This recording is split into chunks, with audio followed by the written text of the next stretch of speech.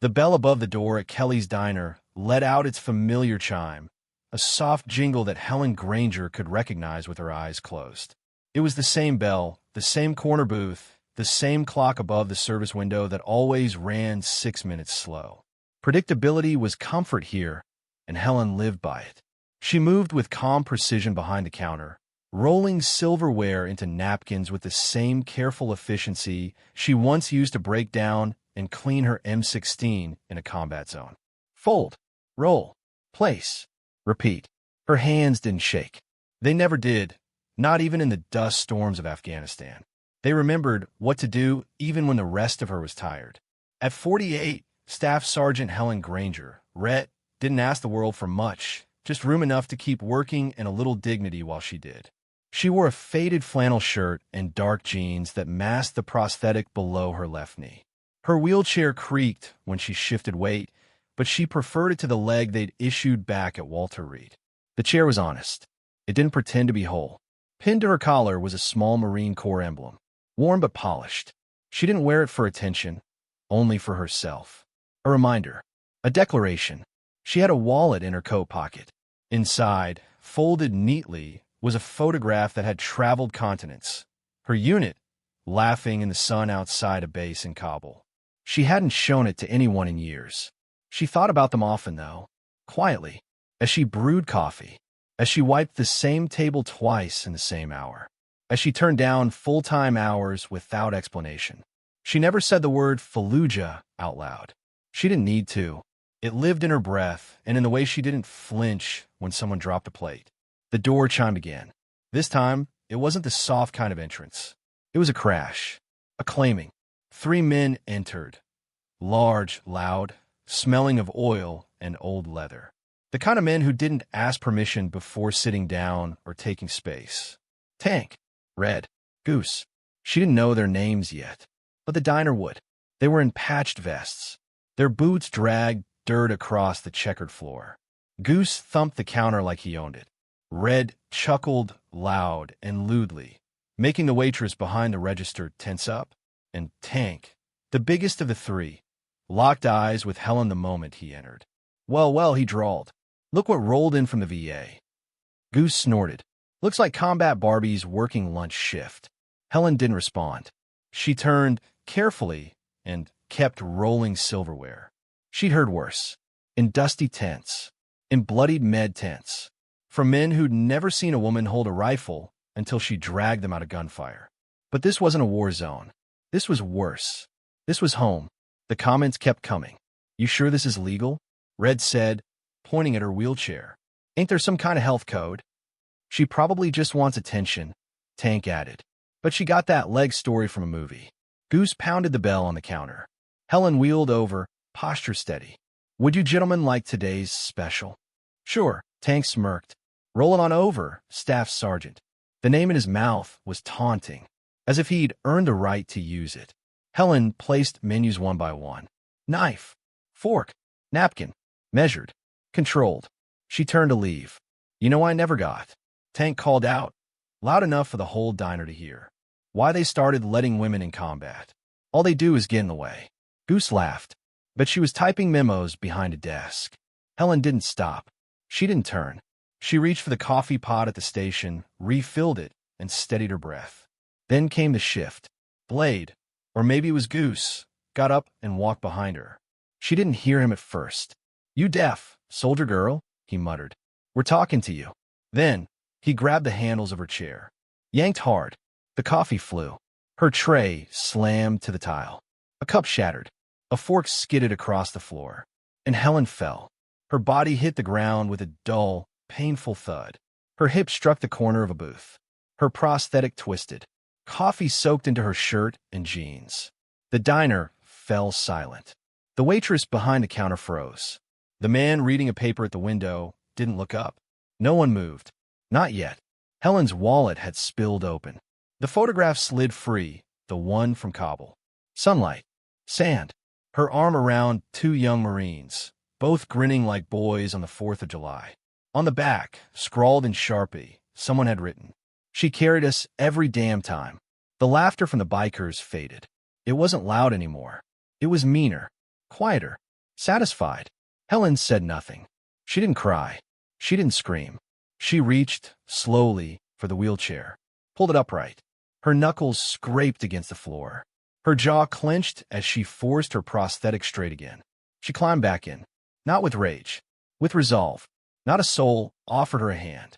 She wheeled back to the coffee station, wiped her hands with a napkin, picked up another roll of silverware. The photo, now damp, was folded carefully and placed back in the wallet. The silence in the room said everything. She didn't speak. She didn't have to. In the far corner of Kelly's diner, beneath the humming ceiling fan that never quite kept pace with the heat, Sergeant Michael Daniels, Rhett, sat with his son. The boy was maybe 9, freckle-faced, quiet. A baseball glove lay on the vinyl seat beside him, untouched. They had come in for pancakes. For normal. For routine. Instead, they'd witnessed something his son wouldn't forget, and something Michael had seen far too often. He hadn't moved when Helen Granger hit the floor. He'd wanted to. His knuckles turned white around the coffee mug. But something in Helen's eyes had stopped him. Not fear. Not shame. Control. She didn't want to rescue. What she needed was a witness. Someone to remember what everyone else chose to ignore. Michael reached across the table, laid a hand gently on his son's. "You remember her face," he said. "You remember what courage looks like when no one claps for it." The boy just nodded. Michael stood slowly, slipped outside into the early Montana light. He walked to the gravel lot, thumbed through his phone, and found a number he hadn't dialed in years.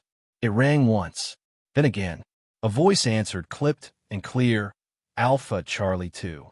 Michael breathed in deep. "This is Daniels. I've got a situation, not a threat, not an emergency." He looked back through the window, saw Helen, already folding napkins again with soaked sleeves. "But it concerns one of ours. Staff Sergeant Granger. You want to send a team?" He gave the address, then hung up, and waited. Inside, nothing had changed, and everything had. The 3 bikers, Tank, Red, and Goose, laughed louder now, as if noise could push the moment away. Red leaned over and poked fun at the waitress's shoes. Goose scraped his knife across the tabletop like a child craving attention. Tank still smirked whenever he looked Helen's way. She didn't look back. She had resumed her task. Roll, fold, place, repeat. But her eyes no longer settled. Her shoulders bore the full weight of invisible years. Her shirt still bore the stain of hot coffee. And somewhere under the counter, her prosthetic throbbed with an ache that had nothing to do with nerves. No one else had spoken. The diner stayed silent. But this silence was no longer consent. It was waiting. Something was coming. They could feel it. Exactly 30 minutes later, the gravel outside the diner crunched beneath wide tires. A military green SUV coasted to a stop just outside the window. Dust rose like a curtain in the sun. The vehicle idled for 3 long seconds. Then the front doors opened in unison. 3 Marines stepped out, 2 men and 1 woman, full dress blues, medals polished, boots unscuffed. The kind of uniform you don't wear unless it means something. Inside, the diner fell still. You could hear the slow click of utensils dropping. You could hear someone whisper, "Is this real?" Helen didn't turn. She didn't need to. The presence walked through the door like gravity itself. The first Marine was tall and broad, a master sergeant, his cane tapping gently on the floor as he led the way. Behind him, the second, a woman perhaps in her late 30s, a captain, her eyes sharp and unwavering. And behind them, the third, young, clean-shaven, but his eyes locked on Helen the moment he saw her. He stepped forward. "Corporal Ethan Reyes, Staff Sergeant Granger," he said, his voice clear but reverent. He snapped to attention and saluted. The diners froze. The bikers blinked like they'd been hit in the face with light. Goose's knife fell to the floor. Red stopped mid-sentence. Tank leaned back slowly, no longer grinning. Corporal Reyes stood firm. "I never got to say it," he said, "but you pulled me from a burning Humvee. You carried me a half-mile on 1 leg." His voice caught. "Ma'am, I wouldn't be here if not for you." Helen turned finally. She looked at him. It took her a second to place his face. But when she did, Her jaw tightened. Not from tension, but memory. Sand. Smoke. Blood. Reyes, she said softly. Yes, ma'am, he replied. He didn't move. Neither did she. But then, after a pause that felt holy in its weight, she raised her hand and returned the salute. Behind her, a sound broke the air. Not from the bikers. From the veterans. A man in a Korean War cap stood from his booth near the back. Slowly, carefully, he saluted. Next, a woman with silver hair and a National Guard pin rose. Then two young men in work clothes, their jackets carrying faded military patches, stood as well. Within seconds, half the diner was on their feet. Some saluted. Some didn't know how. So they simply stood tall. Even the waitress, who had once busied herself to avoid the moment, now stood still, hands pressed flat on the counter, eyes wet. No one looked at the bikers anymore. They were small now. Tank tried to speak, then thought better of it. The room did not belong to them anymore. It never had.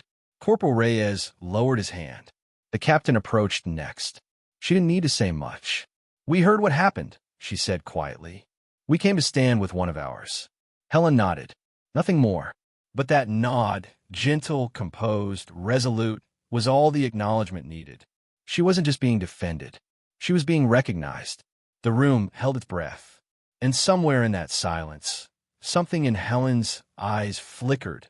Not pain, not pride exactly. Something in between. Belonging. The first thing Helen noticed wasn't the name. It was the wooden sign, freshly hung, that caught the late morning light just right. Burnt edges. Deep navy blue. Hand-painted letters that read, Homefront Cafe. Respect, served daily. No ribbon cutting. No grand announcement. Just Dave, the diner manager, standing beside a rusty ladder with paint on his jeans and a quiet expression that said more than words ever could. Helen didn't say anything when she saw it. She just wheeled past him like she always did, gave a short nod. But something in her shoulders relaxed. Just a little. Inside, the changes were subtle but unmistakable. To the left of the register, where the corkboard used to hold faded business cards and real estate flyers, now stood a wood-framed display beneath soft lighting. A small brass plate at the top read, in honor of those who served. Because not all uniforms come home clean. There, behind glass, rested Helen's boots. Worn leather, frayed laces, the soles still dusted faintly with reddish dirt from the Afghan roadways she hadn't walked in over a decade. Beside them, a photograph. Her unit in Kabul. 10 of them, arms around each other, sun on their faces.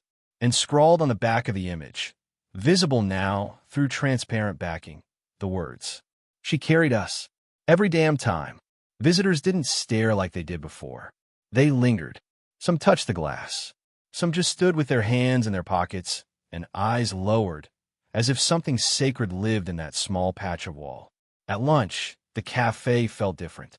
The same clinking of cutlery. The same squeak of the booth near the register. But the people had changed. Veterans who once kept to themselves now sat near Helen's corner table. Some nodded. Others asked about her MOS or the weather in Helmand province. And the young ones came too. Recruits, still stiff in their first uniforms, unsure whether they were allowed to sit beside her. They'd slide into the booth across from her, eyes wide, back straight, and ask questions in hushed tones. How do you deal with the silence? What do you think of the new field rations? Did it hurt, losing the leg? She answered the ones that mattered, and left the rest for them to learn on their own.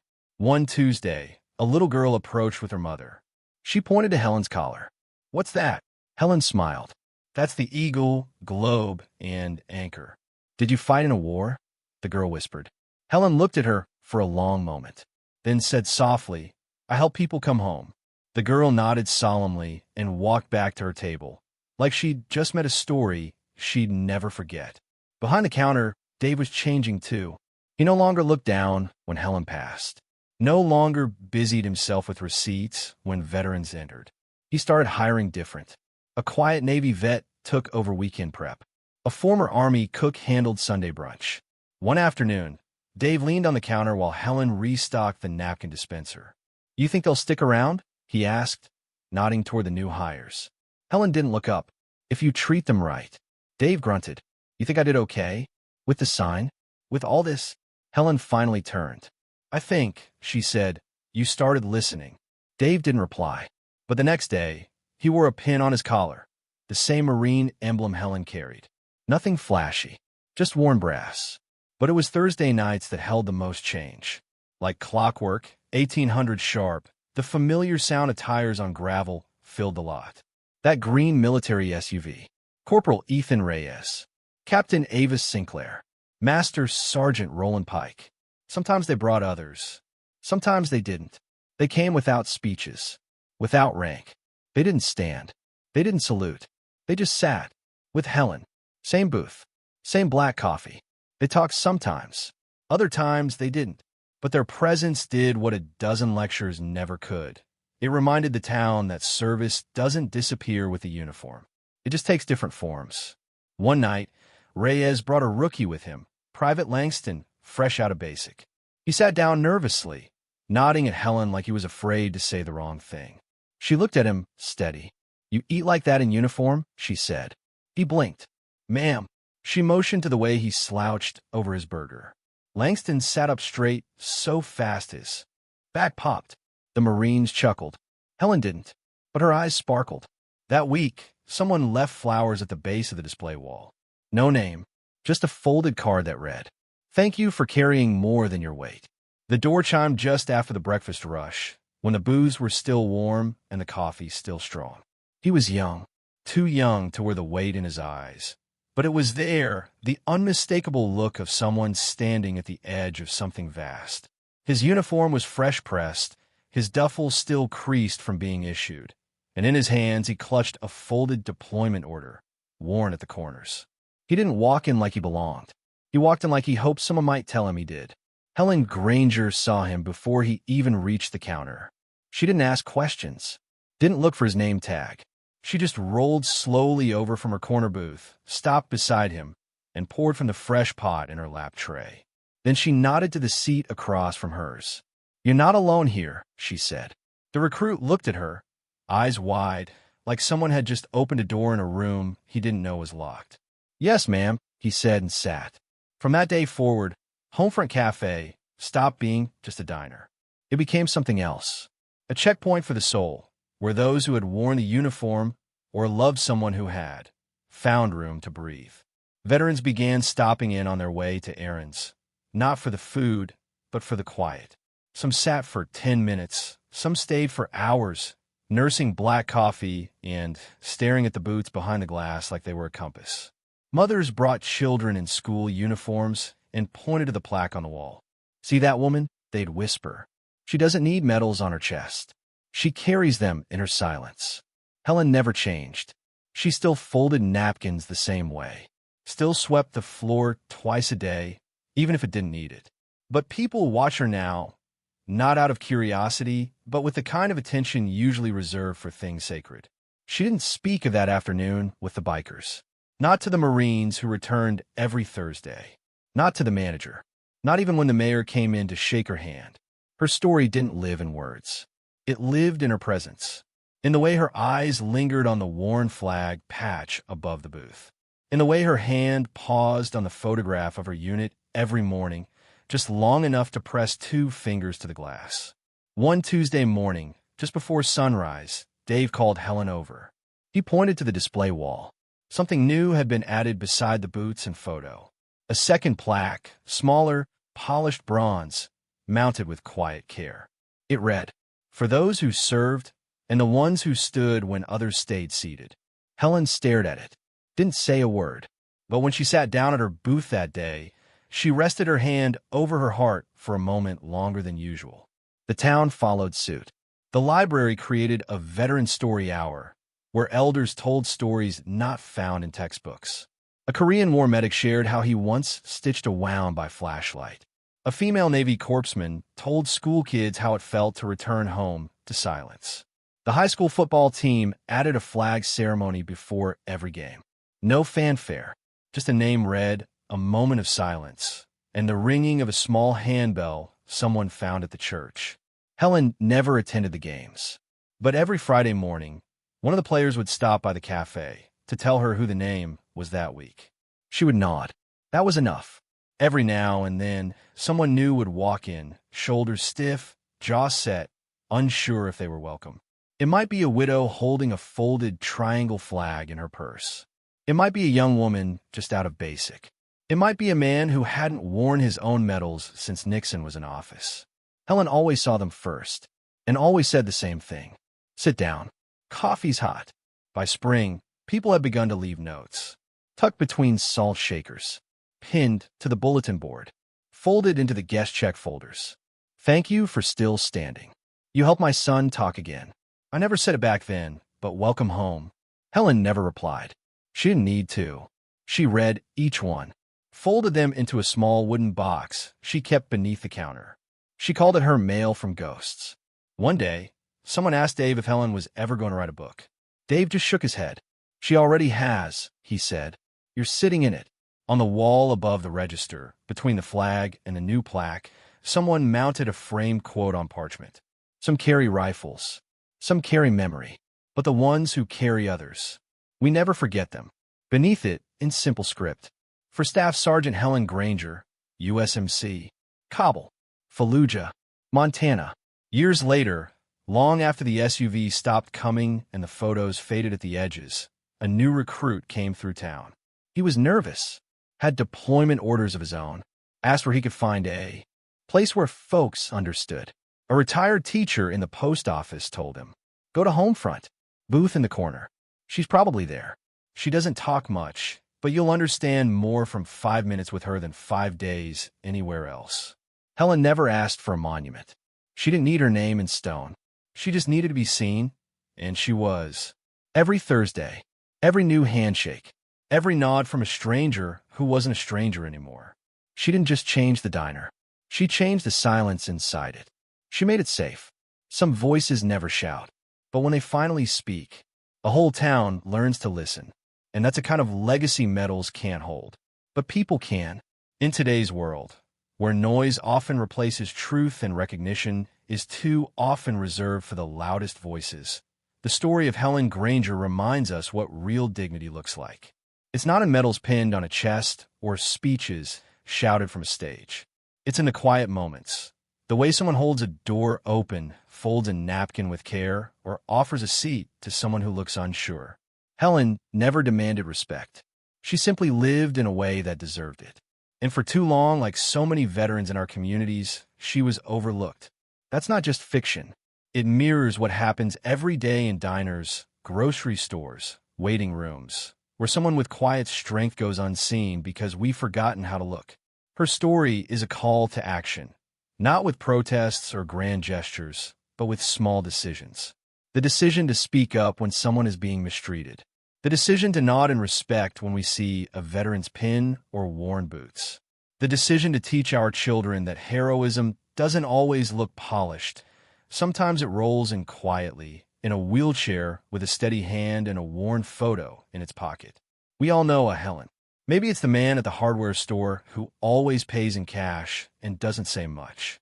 Maybe it's the woman at the park who never misses a flag ceremony, but never says why. Maybe it's your neighbor who has never talked about his time overseas, but whose eyes change every Memorial Day. This story challenges us to stop waiting for headlines or holidays to show respect. It urges us to become communities that listen first, that see beyond the surface, and that create spaces where no one has to ask to belong.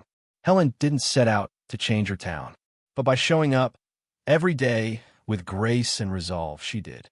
And that's the heart of the lesson. You don't need to wear a uniform to honor one. You just need to pay attention. Offer your seat. Speak up when others don't. And when someone who's carried more than their share walks through the door, don't let them walk alone. Because as Helen taught her town, and teaches us still, some heroes don't need applause. They just need to be seen.